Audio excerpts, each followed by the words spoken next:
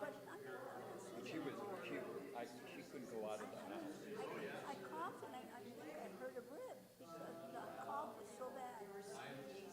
So far, anyway, very lucky. I have a teensy bit of bronchial, something, a little bit of a cough, but But don't in get that general, I feel virus. great. Well, it's not the flu and it's not COVID. Those tests. But who knows? Maybe it's RSV. I have no idea. But it's hitting people very hard. I got my RSV vaccine. Well, see, I did. I'm going to have to get it. Oh, as soon as they told me I was eligible, I Because ran down. you have a lot of contact with people. Well, yeah, and I'm also a very big believer in science. All these people who say, "Oh, vaccines," I'm like, you do whatever you want, but I'm a very big believer in science. And guess what? We have a very, very, very intelligent son-in-law in Atlanta, engineer, and he's an anti-vaxxer. So anyway, we got to start. Okay. Anyway, You know what? During COVID,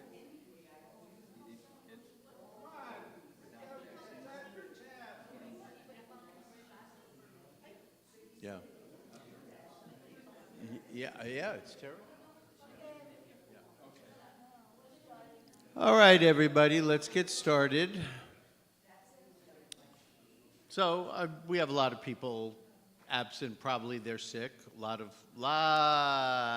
people are sick right now. Yes. So I thought I would start today by giving you a little bit of good news from me. I did.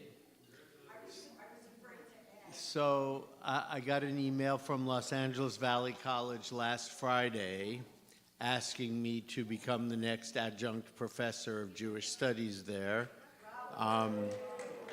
Thank you, thank you. They sent me all the paperwork, and so now I just have to do all the paperwork.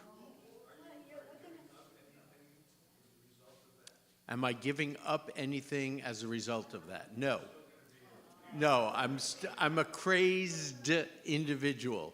My already crazy schedule just got even crazier. But the good news here is that most of the colleges are moving to something that's called asynchronous learning.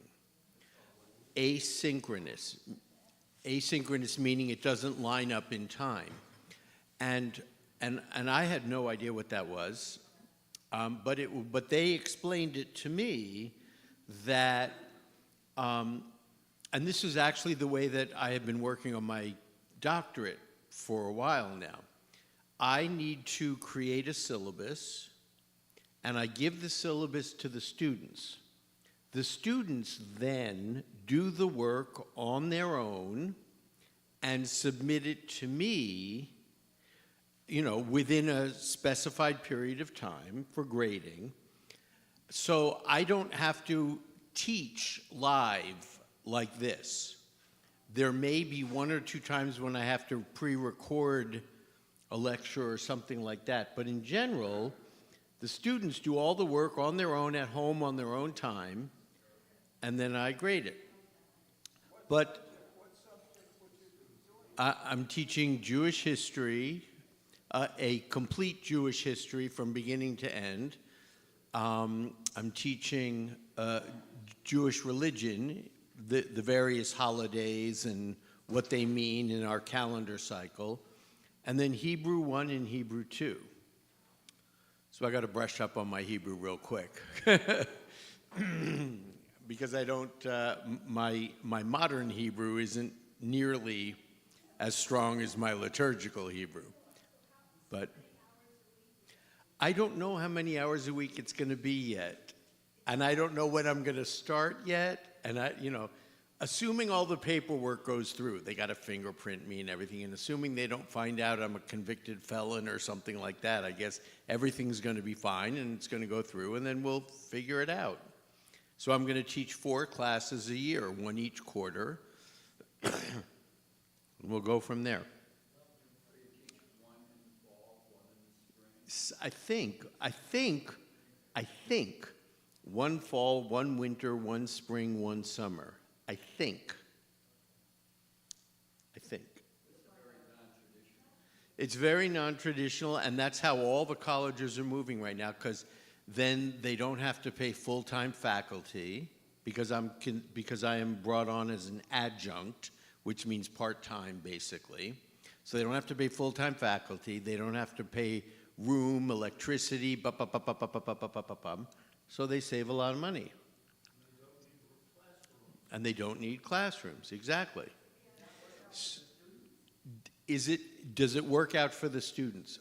If you are a very motivated student, it can be okay.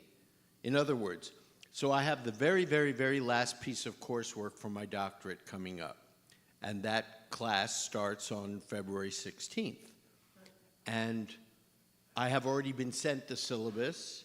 I have already been sent which readings are due on which days. We are going to meet and discuss everything, but I'm doing all the work on my own. And then, so if you're a very motivated student, it can be okay. For me, it's actually, it's a little bit daunting because I have to take a whole course on how to teach asynchronously. They have a whole program to teach teachers how to teach asynchronously. That part is slightly daunting. I think so. That part is a little bit daunting, but given my schedule right now, this is actually an easier way for me to teach. Because if I had to stand up and do another class like we're doing today and fit it into my week somewhere, I have no idea where I'm fitting it in. I mean, all my days, my nights, everything is like almost completely booked with teaching classes. And I have 30 private voice students every week who come to my house for singing lessons. And it's just, so God knew that. God knew that, and he was very, very smart. Thank you, Lana. As the answer of how it affects the students, I have two grandchildren who have been learning at home. They've got their degrees in half the time and able to work at the same time. So they're ahead of the students who's spending 4 years at a university because they're already got work behind them. They've got a resume of work, and so they're ahead. There are some students who are very motivated, and they can do something like this and succeed very well in a program like this. There are others who need the personal contact and who need that kind of thing. So we'll just see. It will have to be a situation where I'll tell the students, check in with me once a week. Let's do a text or a call or something once a week. Let me know how it's going. If you have questions or problems, I'll help you, that type of thing. In person, I don't think so. Do I ever meet these people? No, not in person. So you taught at the community college level.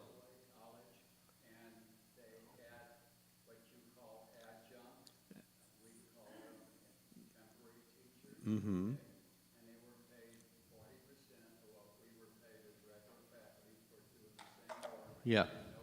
So, and they had adjuncts who were paid at a much lower rate than permanent faculty. That's why they're doing it. That's why they're doing it, because they save a whole lot of money doing it. The last thing I'll say, and then we'll get on to our material, my ego was a little bit stroked because in their email to me, their last paragraph said, "We were very, very impressed by you at your interview, and we would like to extend this opportunity for you." So I was like, oh, cool, good. I felt the interview had gone well, so the interview was on Zoom. Nothing gets done in person. No. Couldn't the class size be a lot larger? I suppose it could. Yeah. I just don't know. No. When I learn how to do it, is that what's going to happen to this class? No, I don't think so. I have too much fun being here with you folks. No, I don't want, yes, yes, Cecil.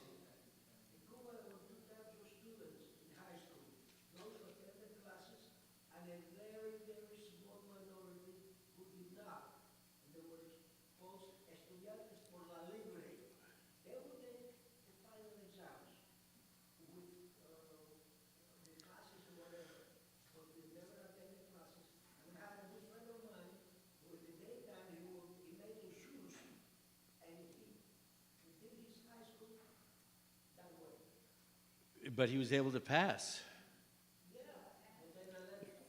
Yeah, sometimes in Cuba they had many students who attended class and a few who didn't, and those students still, in many cases, were able to pass and go on. Yep. Two questions from Susie. Uh-oh.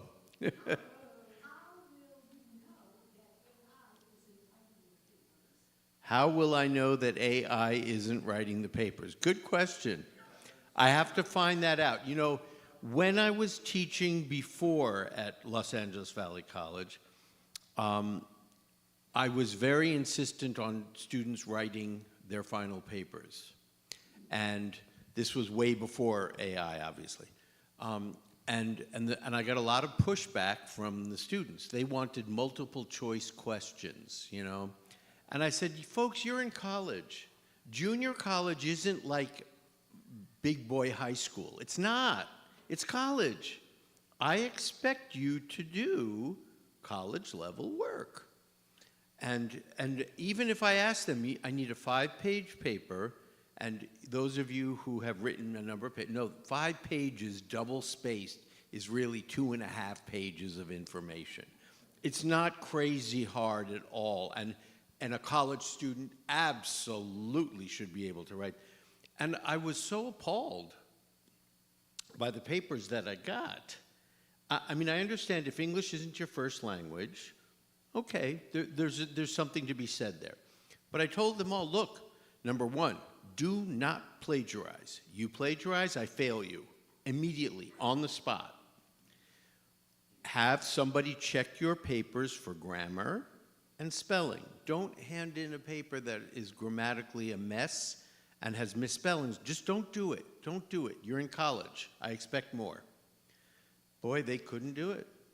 They could not do it. Now, the way that I found out about plagiarism, all I have to do is, when you're in class, you know kind of how a student speaks, you know the sort of the education level of the student, et cetera. So if a student that I felt was less than slightly turns in an incredibly erudite paper, all I have to do is Google a couple of the phrases, and it'll pop right up where that was from. And then I can find out, oh, they copied this entire paragraph. And then I have to tell the student, look, I'm sorry, I told you, don't plagiarize. If you want to take the ideas from that and put it in your own words, that's fine. We do that all the time. And then cite it at the bottom. Footnote 1, taken from ba ba ba ba ba ba ba. Okay, that's how you do it. But don't plagiarize with me. And I did have to lower a number of grades. So, what was the second question? And then we got to start. Oh, why did Valley build those beautiful new buildings? I have no clue whatsoever. What is it? Bond measures? They had to use up the bond money. But if so, I don't know. I think what ended up happening was there is a Jewish studies degree from LAVC. I got it many years ago. I have an AA in Jewish studies. I also have, and then I went on and I got masters and well, anyway. And I think what happened after I left, Zev was the only one teaching, and he was teaching like one class here and there. And so I think they're trying to sort of resurrect the degree program so that people can actually get it. Because I don't think these classes were being taught. So in my interview, you know, they were asking me, you know, you got to teach Jewish history. And I said, I taught Jewish history at LAVC for many years. I taught it at AJU for many years. And here's the book I'll use. Here are the chapters. They're all lined up perfectly for the semester. And so I think they were like, whoa, okay. He's prepared.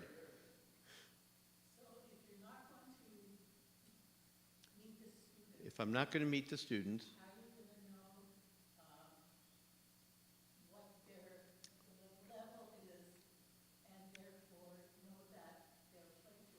how am I going to know what their level is and how they're plagiarizing? Great question. I don't know that yet. I have a very good rabbi friend who uses AI all the time now, and she's going to help me become familiar with AI.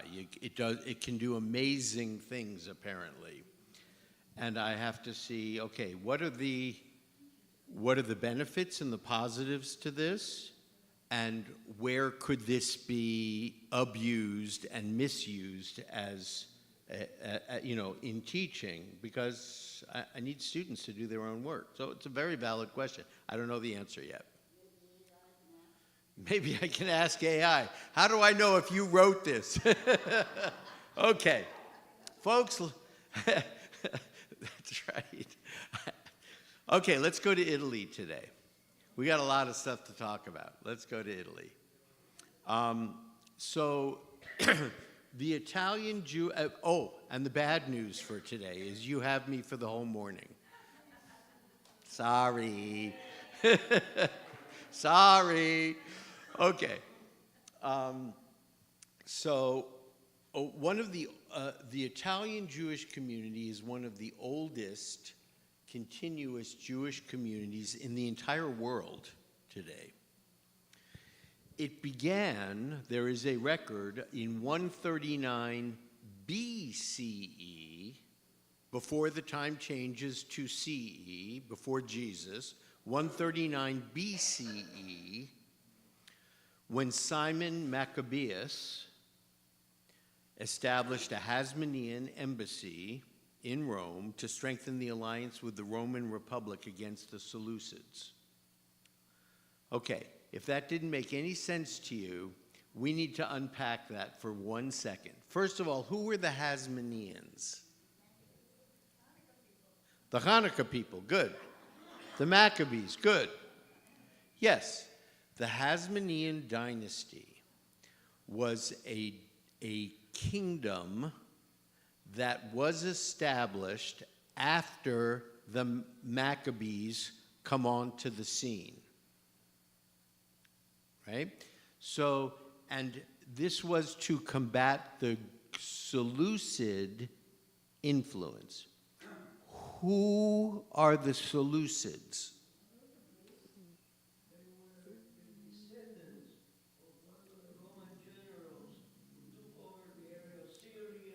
Good. They're the descendants of one of the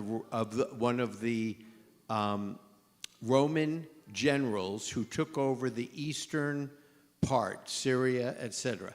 And that is absolutely correct. Remember, when Alexander the Great dies, he leaves a huge empire. And Alexander the Great basically had 5 really important generals. And out of the 5, 2 were even like the most important. And his empire gets divided up among the 5. The 2 who were the most important get the most territory. Ptolemy and Seleucus. Ptolemy gets the western part of the empire, basically. Egypt is the big one. Seleucus gets the eastern part of the empire, what is now Syria and lands there. Israel, Palestine, Canaan, is right in the center of those two areas, and everybody wants it. Everybody wants Israel because it's right at the crossroads. If you want to go north, you got to go through Israel. If you want to go south, you got to go through. You want to go east, west, everything goes through Israel. And everybody wanted it. Ptolemy had it. Seleucus wanted it. So this is our story of Hanukkah.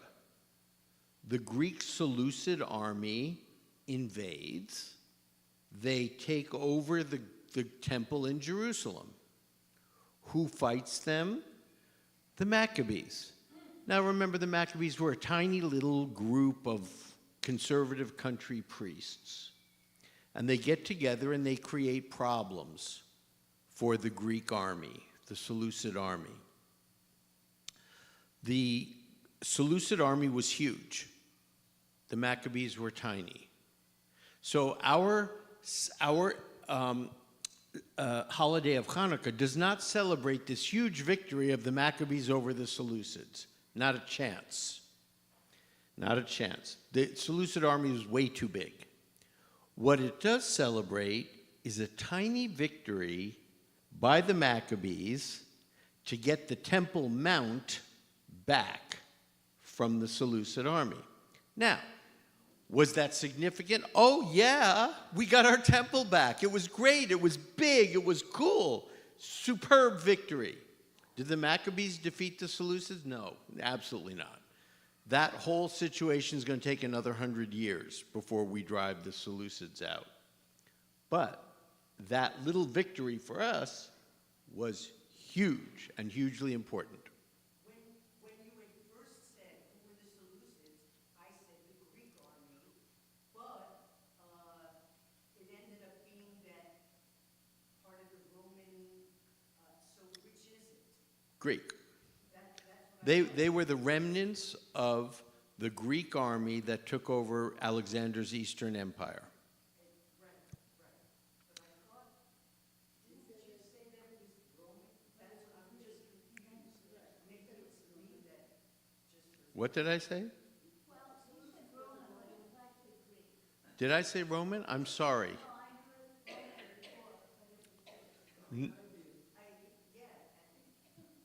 No, they were Greeks, Greek Syrian, and they were the Maccabees. They take their name Hasmonean after a very, very, very ancient ancestor that Josephus writes about called Asmoneus.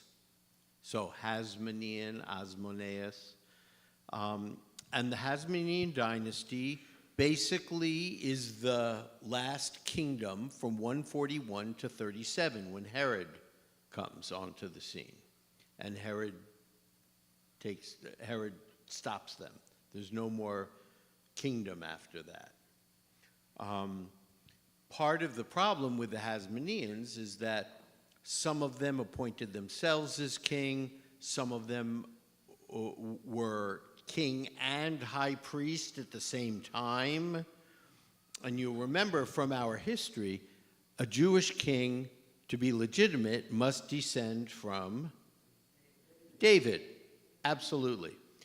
A Jewish high priest must descend from, yes, but more precisely, Tzadok.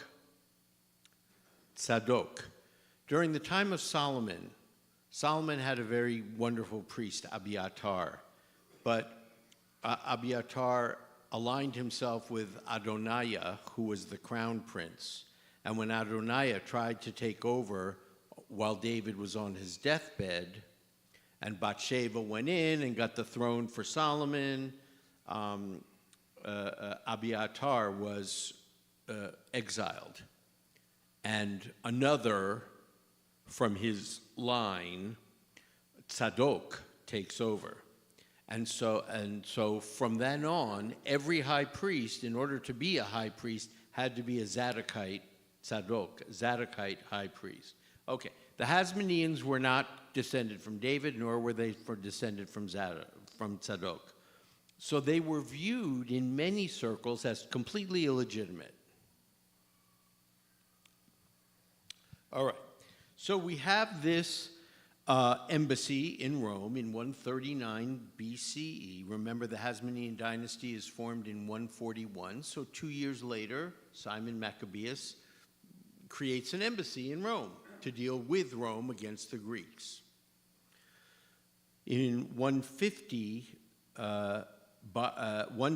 BCE, which was earlier, there were lots of Jews living in Rome. Most of them were Greek-speaking and poor. Many of them were merchants, some of them were slaves. Why were they Greek-speaking?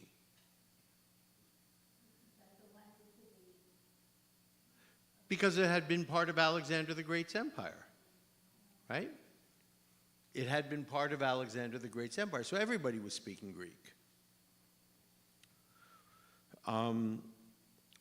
And once Rome takes over, when does Rome defeat Greece and take over the ancient world? Starting in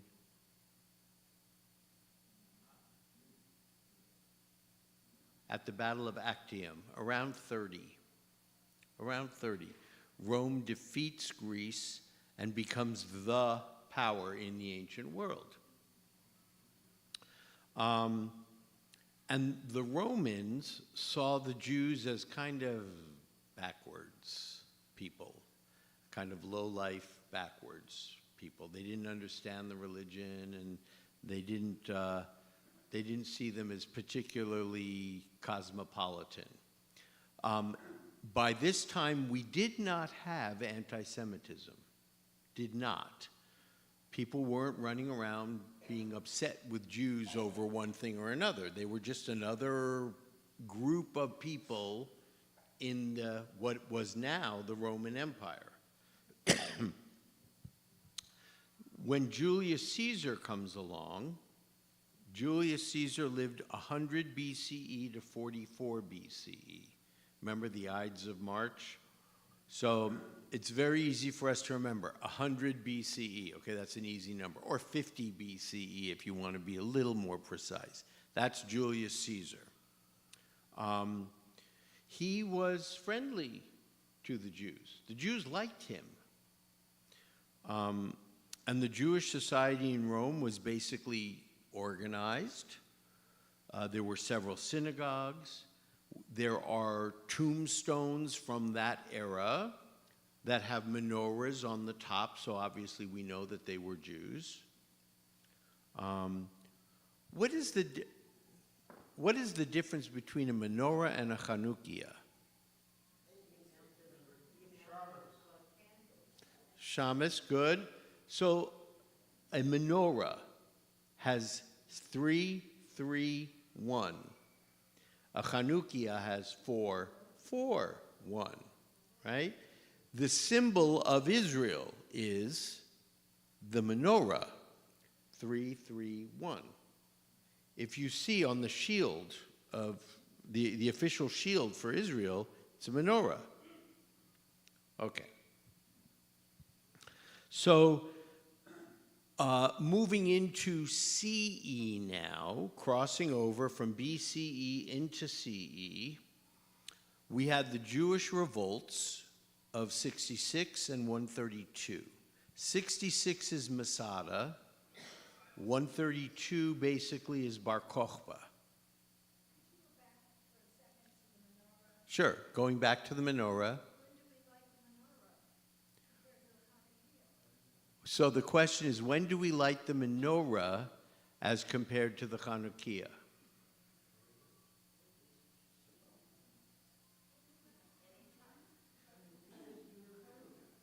Chanukiah is for Hanukkah. We don't have anything that we light the menorah for. It was lit in the temple, in the ancient temple, which is exactly what the Seleucids, when they came in, snuffed all the light out, right? And destroyed all the oil. And so that's why the Hanukkah story is really a military story. The Maccabees defeat the Seleucids on the Temple Mount. The rabbis were very uncomfortable with that. They didn't have any holidays that celebrate military victories. The rabbis always, their agenda is to glorify God. So they had to imagine, create, invent, embellish a story that was about God. So then the Talmud tells us that the oil, there wasn't enough, and they came in, they found one little bottle of oil. But how did you get oil in the ancient world? You had to pick the olives, you had to press the olive. I mean, it was a time-consuming process. So you only had enough oil for like one little day, and it was going to take them probably 8 days to pick, press, and do all the things you need to do to create a whole bunch more olive oil, right? And so, luckily, that little one bottle, by God's intervention, lasted for the entire time that it took for them to pick the olives, press the olives, and do whatever they had to do to make a large supply of olive oil to keep the lamps running. So the menorah was in the ancient temple. Do we use it now for something specific? No.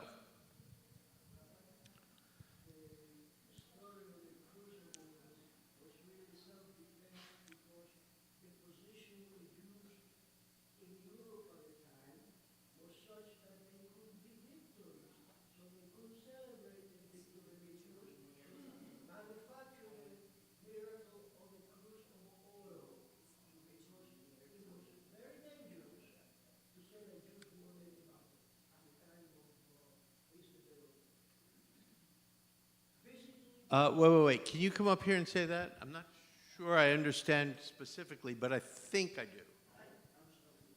It's okay. The rabbis had a big problem. How to celebrate a Jewish victory when it was very dangerous to their lives to celebrate Jewish victories where they were living. So, in order to save the holiday and celebrate it and not perish because of it, they invented the cruise of oil lasting 8 days.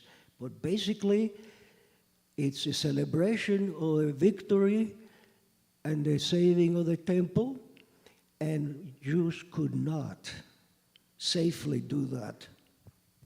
That's true. That is absolutely true. We had to be very careful about putting forth information about a very small group defeating a very large group, because the Romans were not going to accept the fact that a little group of people would have victory over the Roman Empire. So they had to be very, very careful. That's correct. Same thing about the Christian Bible is that it would be politically incorrect, be under Roman rule and blame it on the Romans. Same thing with the Christian Bible. It would be politically incorrect to blame things on the Romans. So they blamed it on the Jews. I looked it up when that question was asked. I said, was the menorah the original Ner Tamid? And the answer is yes. Yes. Was the menorah the original Ner Tamid, the eternal lamp that was always lit in the temple proper? Yes. And that's what our Ner Tamids, or Nerot Tamid, however we want to say it, that sit on top of the ark symbolize. There, right over my head. Cool. All right. So there were Jewish revolts in 66, which is the Masada story, and in 132, which is the Bar Kokhba story. And remember, Bar Kokhba was a general who led an insurrection against the Romans. And it was a little group of Jewish zealots against the Roman army. And in the beginning, they had some little victories. You know, they were doing guerrilla warfare, and they were fighting them from behind the rocks and, you know, whatever. And they had some little victories. And it gave the Jews a lot of hope. And Rabbi Akiba thought Bar Kokhba was the Messiah. And then Rome found out about these little insurrections and said, oh, no, we're not going to allow this. And they sent the full weight of the Roman army into Israel, into Palestine, whatever we're calling it at that time. Well, let's use Palestine for the moment, if that makes most sense, right? And remember that at that time in history, the Roman army was the most powerful, most trained, most lethal fighting force the planet had ever seen, ever. So the Roman army comes in, Bar Kokhba gets squashed immediately. There's no contest, there's no nothing. They just squash Bar Kokhba. So what happens is then they go in and they say again? And so that rebellion is crushed. Now, after the first one with Masada, remember that the temple is destroyed, the second temple is destroyed, and many Judean Jews are taken into slavery. So you already had some Jews living in Italy, because we already talked about that, and then many Jews are taken into slavery. And if you have been to Rome, then you know on the Arch of Titus, you will see the frieze, F-R-I-E-Z-E, of the Romans taking the Judean slaves, carrying a huge menorah from the temple, because they looted the temple. And so,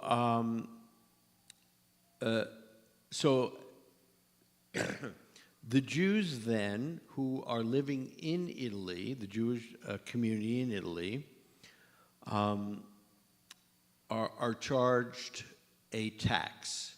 It's called the Fiscus Judaicus, and it had formerly been what the Jews had to pay as a tithe for the temple. Remember Shabbat Shekalim? Every Jew had to pay a half shekel tax towards the upkeep of the temple. Now they had to pay that tithe to the Roman government, and that tithe went as upkeep for the temple that had been dedicated to the god Jupiter.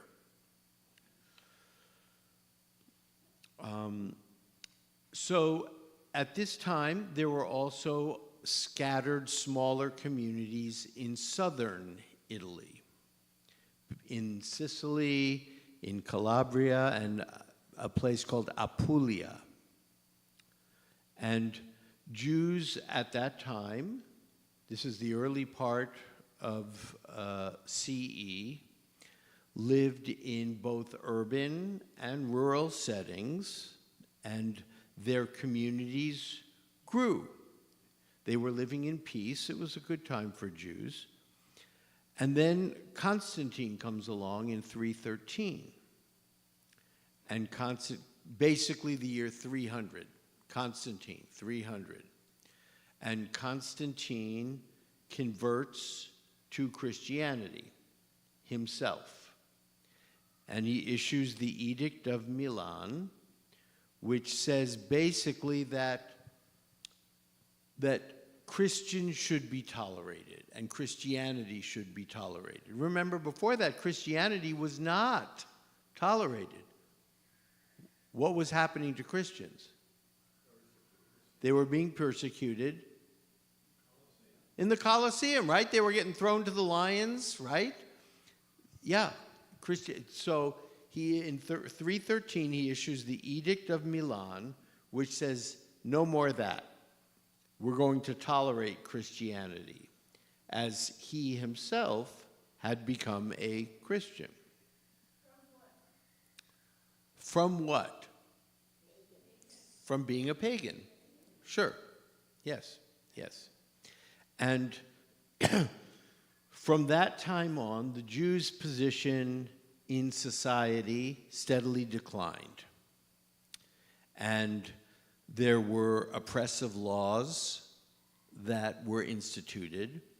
When Theodosius I comes along, who is like, I think, 2 emperors after Constantine, Theodosius I makes Christianity the official religion of the Roman Empire. Constantine adopts it for himself and issues an edict of tolerance. And then Theodosius I says, Christianity is now the official religion of the Roman Empire. And that happens in 380 with the Edict of Thessalonica. By 395, Theodosius had died. And you had the invasion of the Goths into Rome. And 395 really starts the end of the Roman Empire. Over the next 50 to 100 years, the Roman Empire declined. And by 476, it was the absolute end. But remember that the Roman Empire had been the most powerful empire that the world had ever known. The Goths come in, and slowly all of the influence goes away, the power of the Roman emperors go away, and the Roman Empire falls. Where did the Goths come from? Germany. Yep. They were Germanic tribes. And once Theodosius dies, the Roman Empire splits into the western half and the eastern half. The western half, basically, you have all of Europe. The eastern half, you have Turkey and like the Middle East. Asia Minor, yes. Now, remember that during this time, there was a pope in Rome. When did we have the first pope? St. Peter, approximately when? Yep, absolutely correct. St. Peter, approximately 30, right? Right around Jesus' time. We have Peter becoming the first pope. And then we have a succession of popes after him. Yes?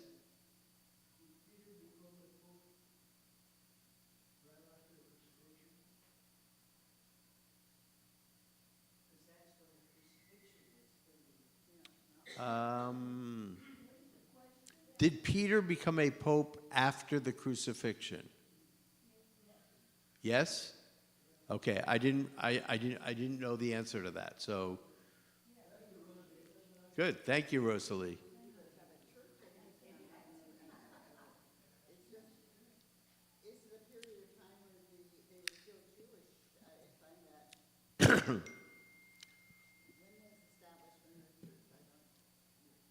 So go ahead, Rosie.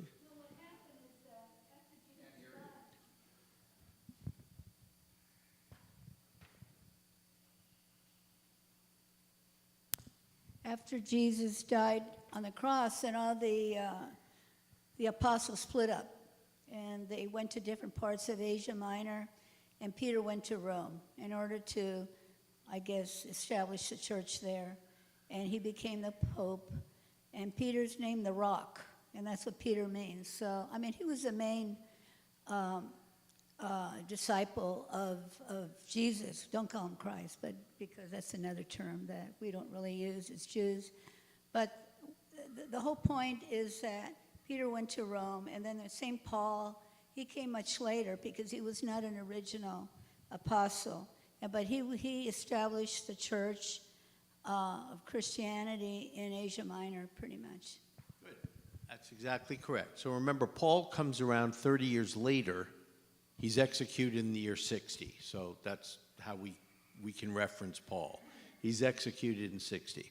And so Lana's question was, well, weren't there a lot of, I mean, the split hadn't happened yet. In other words,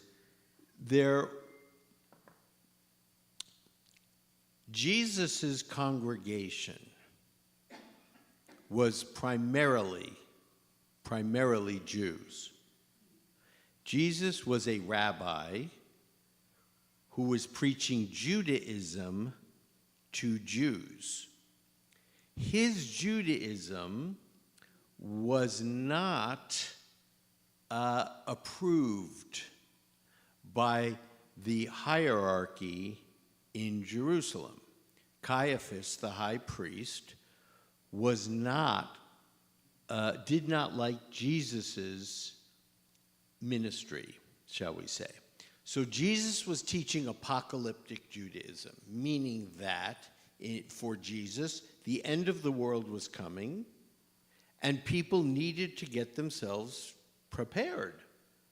How would they do that? They would go into the Jordan River as a mikvah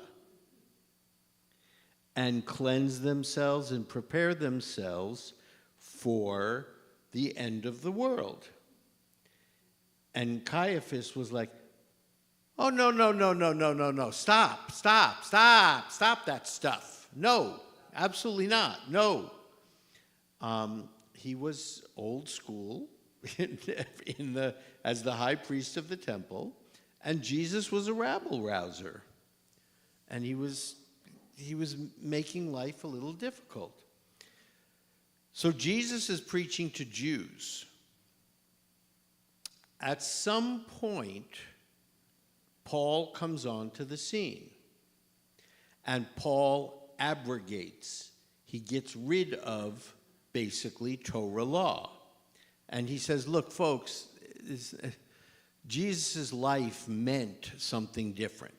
You don't need to keep kosher. You don't need to observe Shabbat. You don't need to circumcise your boys. You don't actually even have to believe in the Torah. All you really need is to believe in Jesus as the Messiah. And so Paul created a message that said Jesus came to the world in order to atone for human sin. And that became the foundational principle of Christianity. Now, if you're a Jew at that time, right, and you're thinking, wow, I don't have to keep kosher? I can eat pork? Cool. I don't have to observe Shabbat? Nice. I don't have to circumcise my son? Yes! Okay, I'm good with that. Right? So there were a lot of Jews who really liked Paul's message. The problem happened when Paul said, you don't have to believe in the Torah at all. And they're like, no, I don't think we can go there with you. And the movement then attracted many Gentiles who had been pagans. Remember, Christians were already going in the Christian way. The pagans then moved into this sort of strange camp that was neither Christian nor Jewish, but a little bit of both, and they were called the Nazarenes. And the Nazarenes existed sort of in the middle for a long time. But neither the Jews accepted them nor the Christians accepted them. So they were in a very precarious place. Our tradition added the Birkat Haminim. We have how many benedictions in our Shmona Esrei? Shmona Esrei, that should tell you.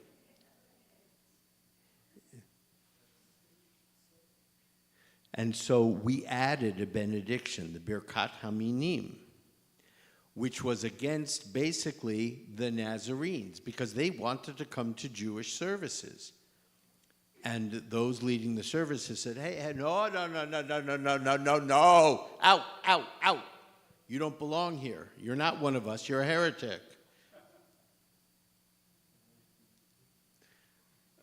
Lana.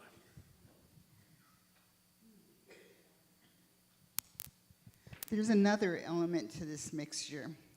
At this time, before Paul comes onto the scene, Jews were proselytizing, and about 10% of the Roman Empire were either Jewish or fellow travelers, lots of fellow travelers, who did not want to circumcise their kids and keep kosher, but they believed in monotheism. So Paul comes onto this scene, and these people are ripe for the pickings. Very good, very good. Yes, Zisel.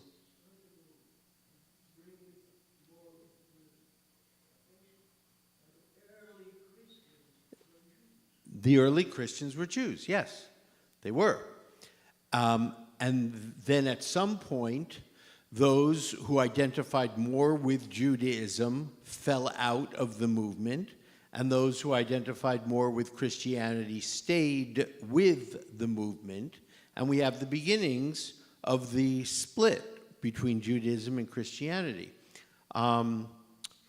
You were saying 10%. Remember that in ancient Israel, if you were Jewish, you were part of the majority religion. You were part of the majority religion. We've never been.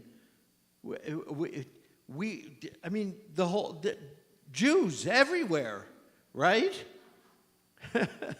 It isn't until the establishment of the State of Israel that we go back to that Judaism is a majority religion again. But there were lots and lots and lots of Jews in Israel in the ancient world.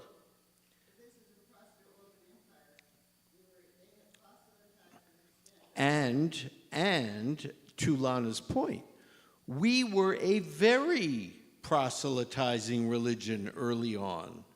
We did go around to people and ask them basically, hey, have you heard about Judaism? It's really cool. You know, come with us. Come listen to our rabbi. He's so cool, right? We're on the Galilee here. Come, he has really cool things to say. Come. That ends in the time period that we were just talking about with Constantine. And Constantine says, oh, no, stop it. You may not proselytize. And that's why we, as Jews, no longer proselytize. We don't go door to door asking people because it was taken away from us and was forbidden by law. Death penalty. Absolutely correct. What was the blessing they added? I'm not but what did the blessing say then? It was a blessing against the heretics in the Shemona Esrei, in the Amidah. It was a blessing against the heretics. So it said you have to believe in God. Basically, that you had to align yourself with the Jewish idea of God, and that we would give them no heed. Right? Think about this. So the rabbis added a blessing. The rabbis must have been worried, right? There were enough Jews who were moving into what was Jesus' message in Christianity, and what would become Christianity. There were enough Jews who were leaving Judaism that the rabbis got worried. And they're like, we got to stop this immediately. It's also another reason why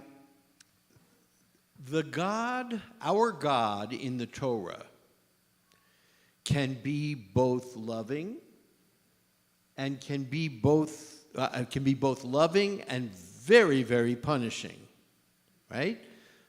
The God of the Torah, what the Christians call the God of the Old Testament, can be very, very harsh, very harsh.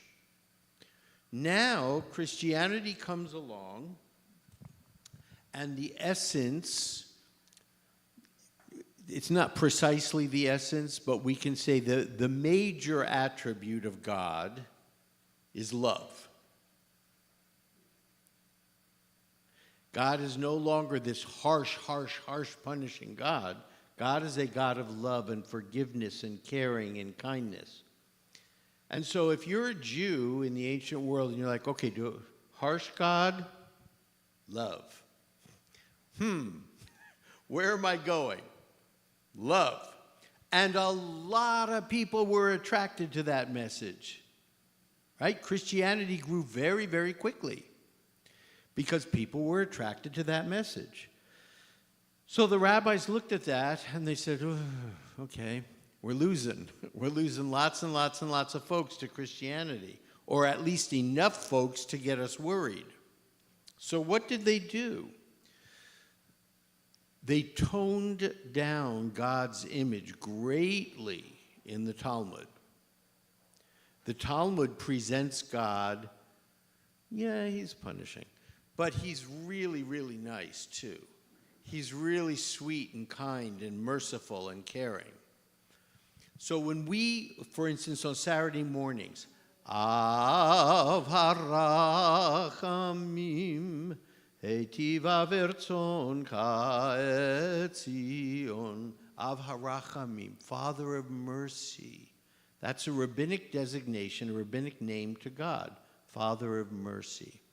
So the rabbis do a lot of PR work on God, and they really, really, really try to accentuate his aspects of mercy and caring and forgiveness, and they try to tone down the harshness because they're very aware that the population wants mercy and forgiveness.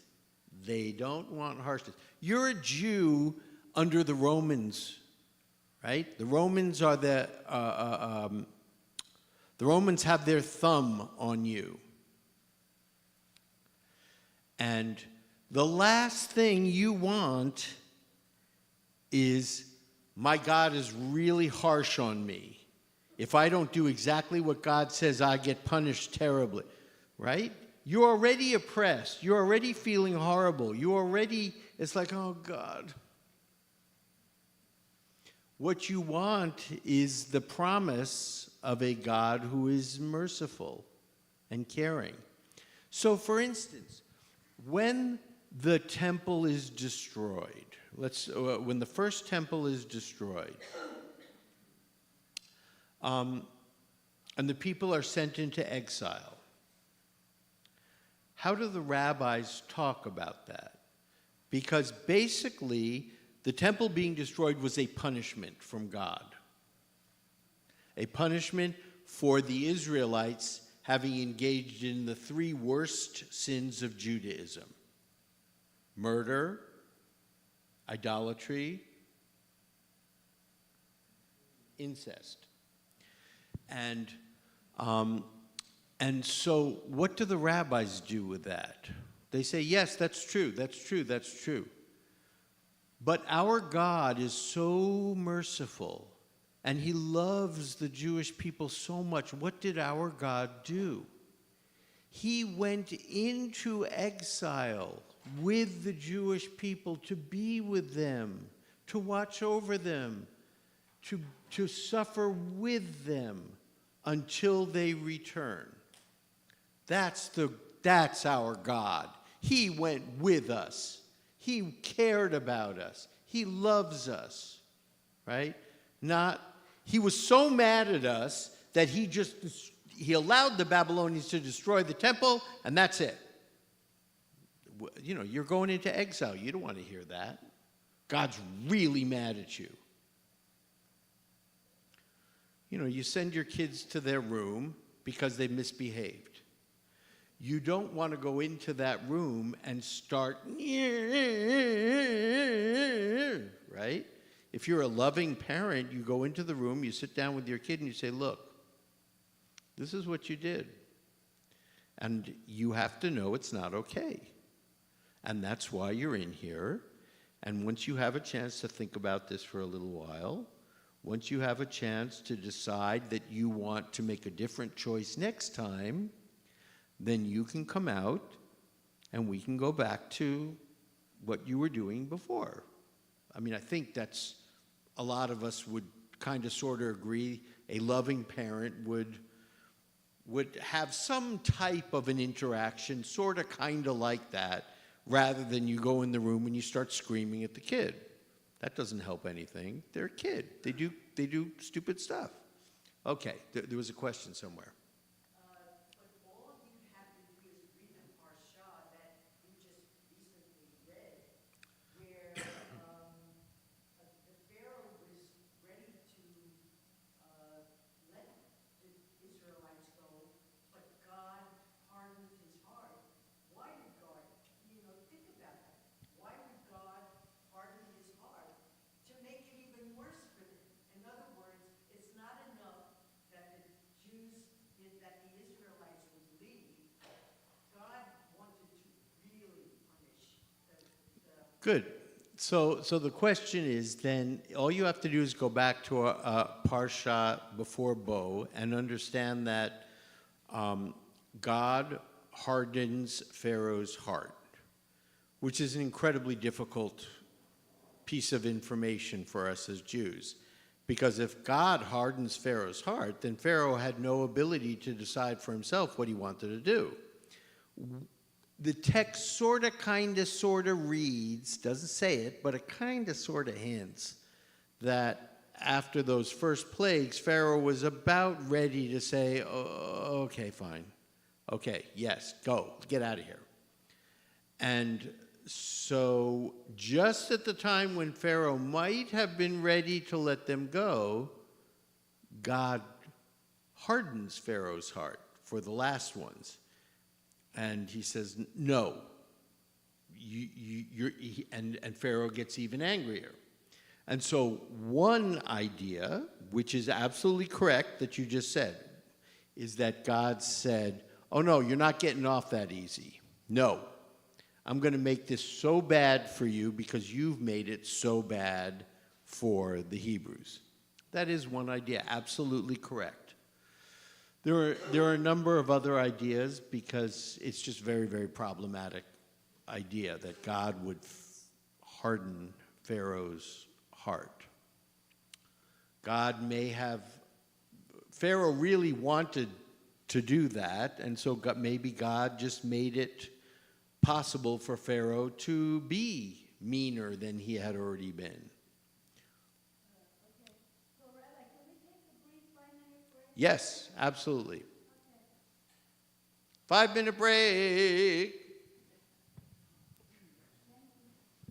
Rabbi, when I had tried your approach and put our kids, particularly my daughter, into the room, and then I'd come back later and try to make peace, she would growl at me. And so I think that's a lot of kids, they haven't sunk in, so I would just leave the room and come back later, much later, and say, can we now talk? Good. I agree. But sometimes the first approach doesn't actually work. Right. Huh? Right.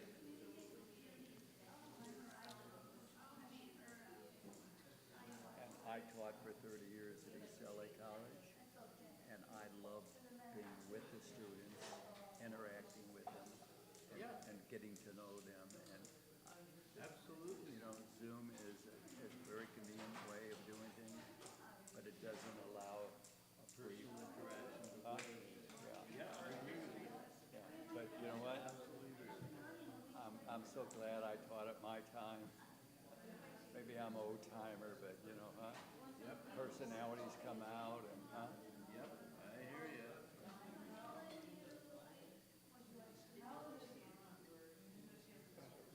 Yes, sir. Something that didn't come up in the class, but up to Paul, Christians had to be Jewish first. Only Jews could be Christians. But then Paul removed, found a lot of non-Jews wanted to be Christians and tried to be Jewish, and they could not be Jewish. So Paul says, "What the heck with it? No, you want to be Christian? Bevakasha, come over."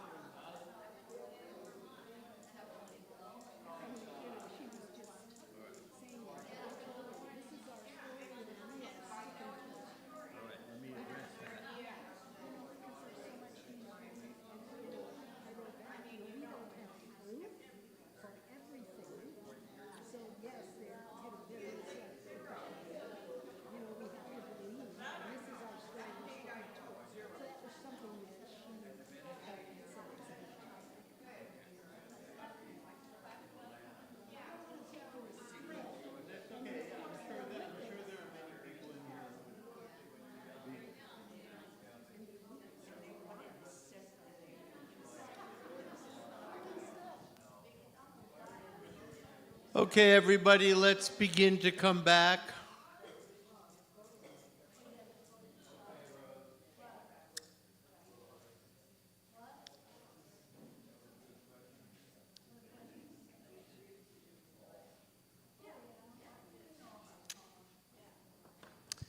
So let me go off topic for just a second, because I want to address a question from Susie, and it's a huge question, and some of you may not like me afterwards, but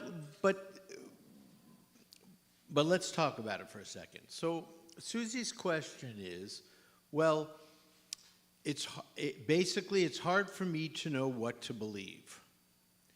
Are our stories true or not? You have the entire Torah, and you have our entire tradition. Is it true or is it not? Who wrote the Bible? Yes. So here's my answer to that. If you are an Orthodox Jew, then the Torah presents us with how it happened. This is truth. The Torah says this, and this is how it happened. I'm not Orthodox, and I come from a background of academia. I want to know what science says. I want to know what archaeology says. I want to know all of the things that we are afforded in the modern era that ancient Jews didn't have in terms of knowledge. So, for instance, in my class yesterday, from my leftover students from AJU, we are going through the last two classes. We went through, how did the Israelites become the Israelites? Okay, our story in the Torah is, we were once Hebrew slaves. God took us out with a strong hand and an outstretched arm, brought us across the Red Sea. We went, okay, that's our story. Did it happen that way? I personally don't think it happened that way. That doesn't mean elements of the story aren't true. There is a lot of academic thought that the Israelites were wholly or in part Canaanites in the north and were joined by various groups at some point in history who joined together and became the Israelites.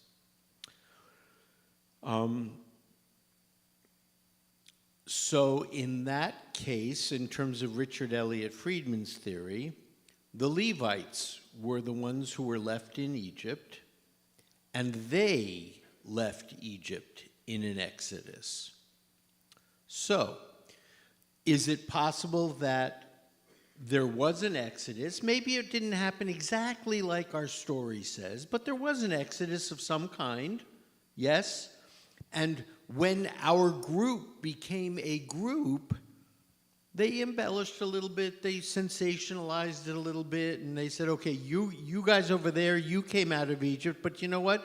We're all together now as one. So we all came out as Egypt. Could be. I don't have all the answers, clearly. But it could be. For me, that works. Because, you know, Rabbi Wolpe got in a huge amount in the frying pan because he said the Exodus never happened. And as enlightened Jews, meaning we come from a tradition of study, of science, of reason, 600,000, 800,000, 1 million Jews, Hebrew slaves, leaving Egypt with Moses. And not a trace, zero, zip of anything of that huge mass of people walking across the desert a long way across the desert. They went all the way down and all the way up and around and back and then across for 40 years. And not a trace of anything. Zero. I don't think it makes me a terrible Jew to say, I don't think it happened exactly like that. Something happened. Something important happened, and our people were involved. And it became, whatever happened became our story in the Torah. And it's a great story, as you were saying. It's our story. And I will defend it as long as I am alive. It's a great story. And I can also hold on to the idea that, well, maybe it didn't happen exactly like that. But it's okay that it didn't happen exactly like that. It happened. Somehow it happened. And we became the Israelites because of it. And I'm good with that. Zisel. You have an alternate story. Yes, you may. Charlton Heston, wasn't Charlton Heston? No, Charlton Heston was not Charlton Heston. No Charlton Heston, and no Zisel Sansanovic either. But let's think back at the time of the Exodus. Okay? What do we have? We have slaves. And the slaves, it's even written up in the Bible, in the Tanakh. God told Moses, you have brought me this mixed multitude. God was complaining. Why? Because when the slaves became free and they left Egypt, everybody who was a slave wanted to get in the action. So the children of Israel were not the only ones. They were children from many nations and many racial combinations. But the unifying factor, they were all slaves. And they all wanted to be free. And they now had a place to go. A place to go led by who? Led by a man who grew up in the court of Pharaoh, who learned all the art of war of that era, who was a connoisseur of weapons, warfare, plans, tactics, and knew exactly the territory he was covering. That's why he didn't lead them on the north with the Philistines, because they didn't have a chance against the Philistines. So he went down around where the enemy was weaker. And he also knew that he didn't have soldiers. He had slaves. So he waited until the slaves died. And the new generation who were born in the desert, they were the fighters. They were free men. And remember also, this was God's plan, right? He led them through a pillar of fire and a pillar of smoke. God led them on this journey.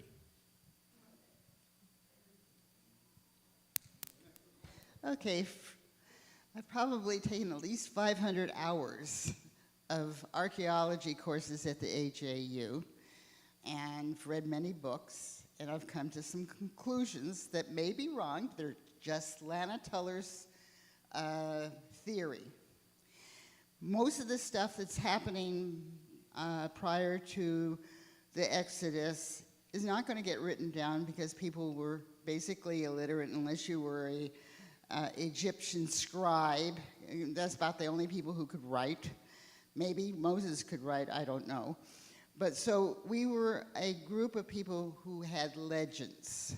And so writing by the Jewish people probably doesn't come into place till we're well into the Holy Land. We were there. Probably starting with, there was a form of alphabetic writing by about that time when David existed. So some writing was taking place, but most people weren't literate until the time of Hezekiah. So basically, people lived by legends. So I know there was an Exodus, the Hyksos left Egypt. Hyksos were Semites, and we may have been part of their exodus because our story, and from our point of view, we left in a mixed multitude. In my theory, we were the mixed multitude of the Hyksos, okay? And this is a story that has come down. I believe there was an exodus of some sort as it comes down in the Bible. There are stories. There are wonderful stories of what happened, but I don't necessarily believe that it happened the way it says in the Bible. There are wonderful stories. Very good. So you just have to, if you have an open mind, you understand, look, the Torah and the Bible presents us different accounts of different things. So the book of Judges and the book of Joshua both present the narrative of the conquest of Canaan by the Israelites. And they present two very opposite, different ideas about what happened. The book of Joshua says Joshua marched in and with God's help annihilated all the Canaanites, and within a fairly short period of time, boom, we got the land.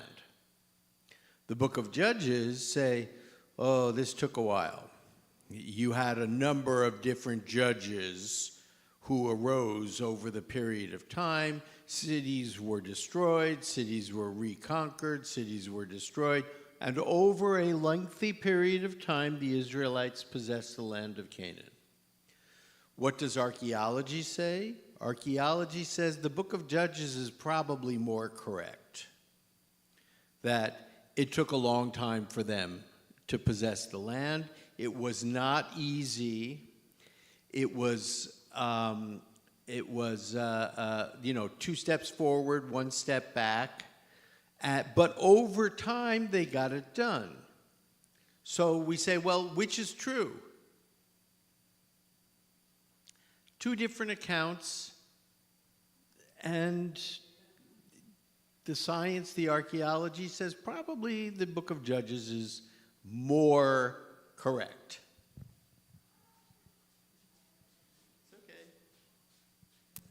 Okay, for those of you who are asking about the Hyksos ruled Egypt for a period of time, and there were monotheists. They believed in one God. And you had these priests in Egypt who didn't like the idea because, of course, they had all the different gods there. And eventually the Hyksos were Semitic people who conquered Egypt and became pharaohs. And eventually they were kicked out because it was an internal struggle and they were pushed out. So what Lana's saying is probably true. We don't have things that are written up. And these are just legends or myths that the other thing I want to say, because I'm doing a little bit of research on the development of Hebrew, is that the Canaanites were our cousins. Our languages developed around the same time, and some archaeologists are claiming that, or anthropologists are claiming that the Jews were actually Canaanites. So, why you rebel against your own people? So, I'm just bringing up another question.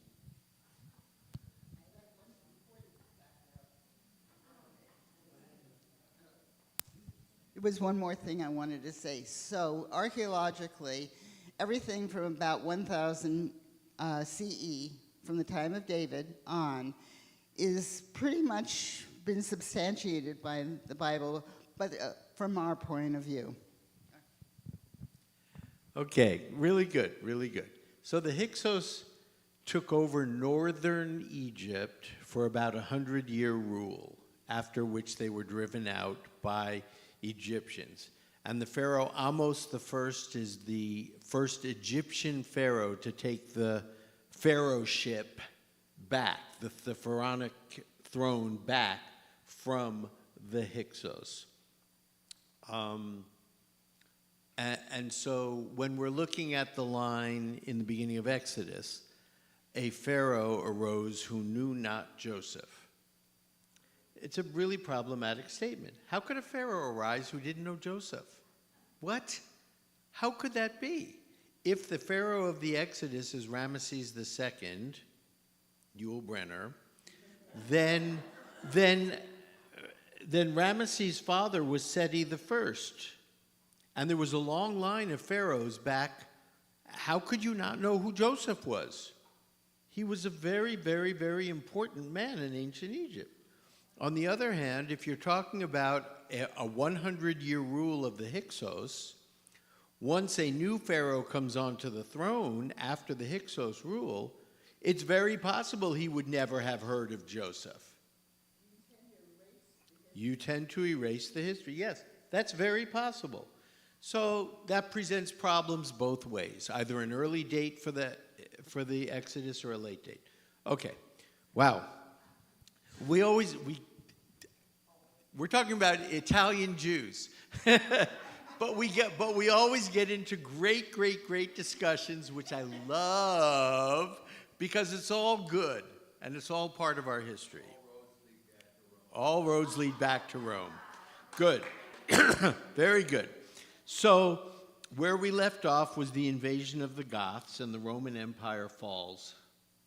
And the popes were basically okay with the Jews.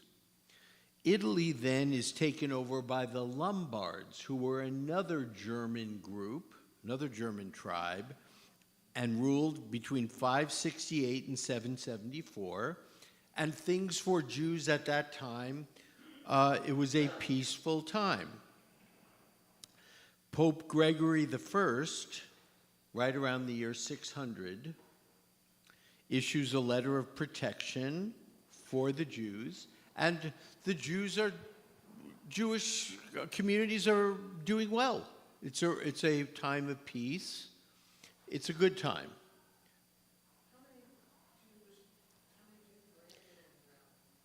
I don't think we have any idea. I have some numbers from more modern times, but at that time I don't think we know. So we're talking about 590 to 604. Okay.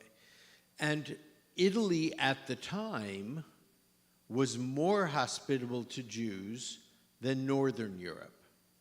So Northern Europe, we're thinking Germany-ish, right? Now, we haven't entered the time of tremendous anti-Semitism yet. We have not. But the Jews were basically protected in Italy by the popes. We haven't gotten bad popes yet. We're about to, but we haven't yet. And there were some incidents here and there. I mean, the Jews were expelled from Bologna in 1172. There were some forced conversions in 1400, but by and large, Jewish communities in Italy were better off than Jewish communities in the north of Europe. That all changes in 1179 and 1215 with the Third and the Fourth Lateran Councils. In the early part of the 13th century, so the 1200s, there had been Jewish Italian poets, Jewish Italian Talmudic authorities, literary figures, and moving into the late 1200s, Talmud study was growing. And in fact, in the Holy Roman Empire, Frederick I had employed Jews to translate from the Arabic philosophical and astronomical treatises. Okay, what was the Holy Roman Empire? Good. So remember, go back to 390 when the Roman Empire splits. You have the eastern half and you have the western half. Okay? The eastern half, basically Turkey, the western half, Europe, right? And then the Roman Empire falls in 476. By around 800, then you have Charlemagne, who comes onto the scene and unites the peoples. It's basically a greater German empire, which is what Gary said. And that the Holy Roman Empire is the name for the remnant of the western half of the Roman Empire that had fallen in 476. And that Holy Roman Empire continues all the way up, basically, and stops with Napoleon. Napoleon ends it in 1800, basically. On the eastern side, so remember, the eastern side had been Alexander the Great's, and then it was taken over by the Romans. And when Constantine came to the throne, he established Constantinople on the site of an ancient city that was called Byzantium. So the eastern half now becomes the Byzantine Empire, and the western half is the Holy Roman Empire. And Constantinople in our time is Istanbul, right? And the Byzantine Empire goes all the way up, basically, until the Ottomans conquer it in 1453. No.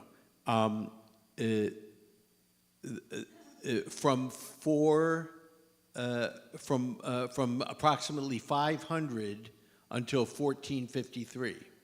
Yes, long time.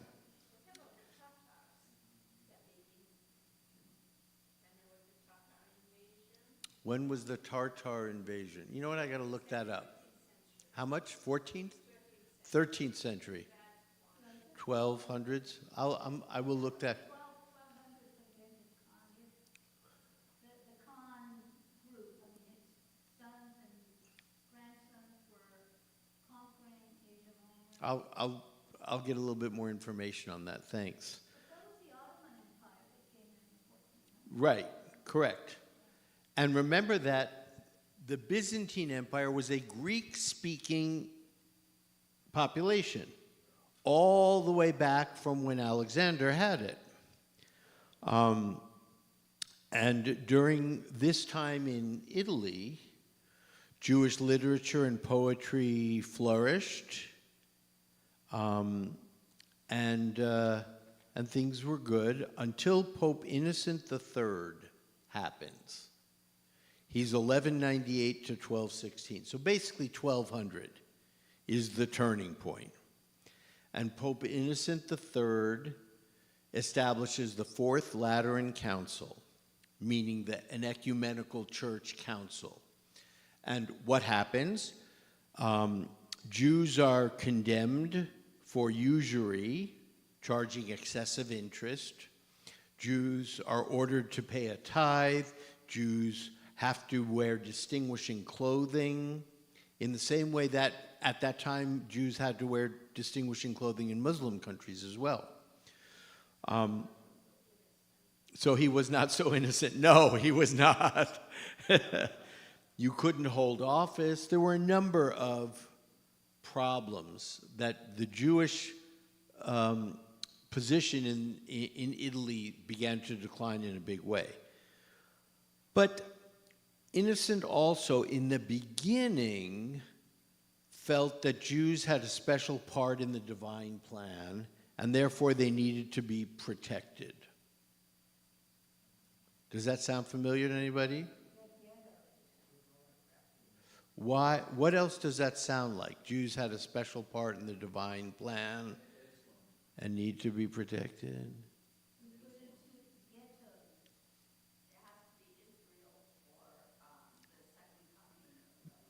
Evangelical Christianity now.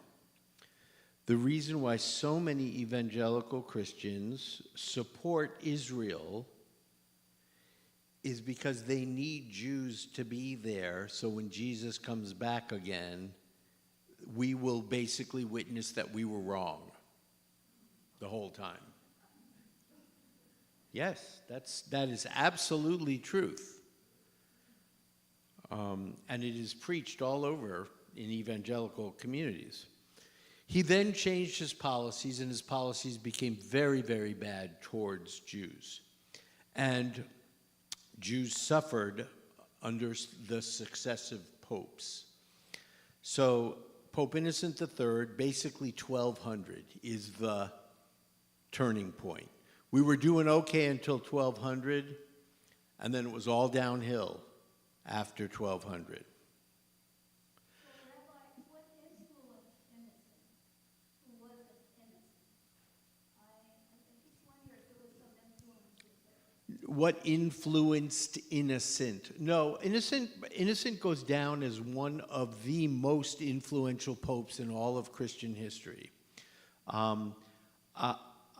My sense is that there was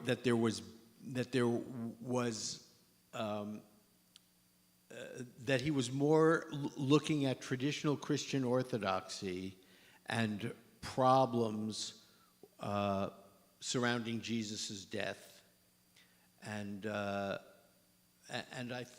I'll look into it a little bit more this week. But I just wonder if he was influenced by leaders in Europe to corral the Jews. I just don't know. I will definitely take a look at that this week.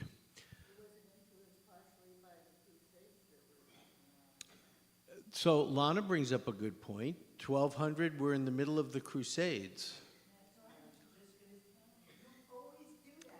And so the Crusades were ordered by one of his predecessors, Urban, right? And so that may have had something to do with it as well. I will look that up. Last question. It's interesting about the usury because the Jews in England helped fund the Crusades there, and rather than pay back the Jews, that's when they were expelled from England. So I think that, around that time, that was what was happening. You were mentioning, monarchs around Europe. I think they all were experiencing funding from the Jews and then not paying them back, and that's So just very quickly, yes, so just very quickly, so the usury laws, Jews were forbidden in our Torah, Jews are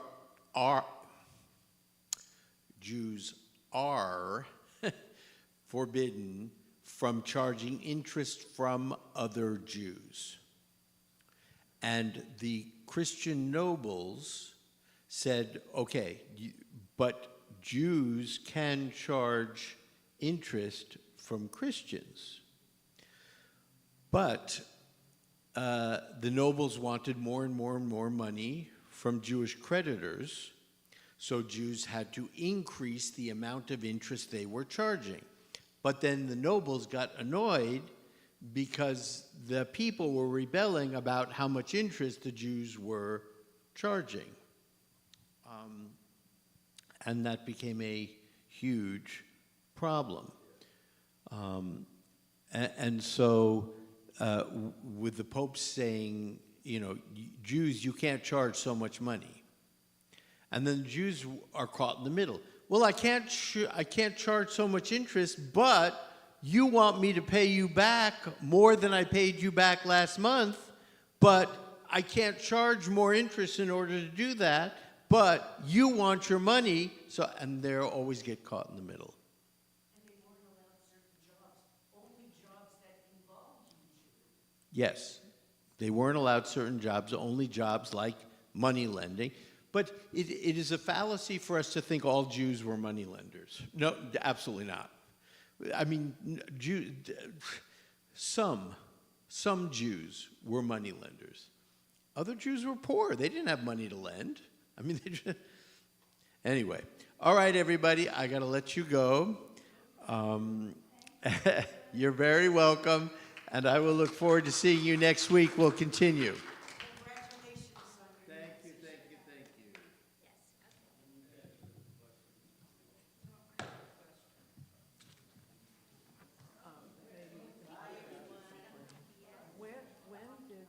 Where did the Ashkenazic Jews come from?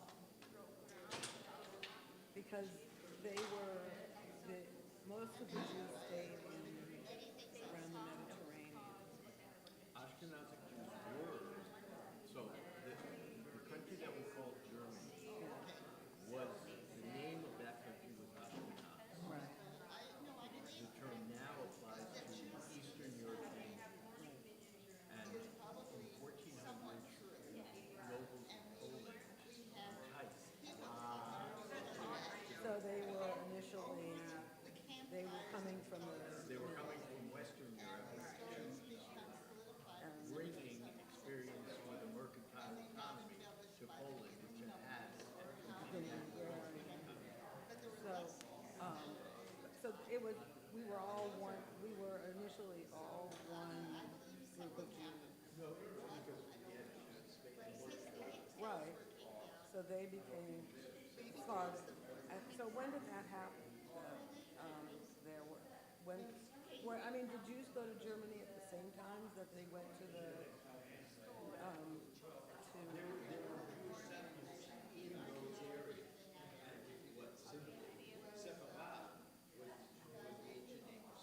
right. So those communities then were given separate labels. The Jews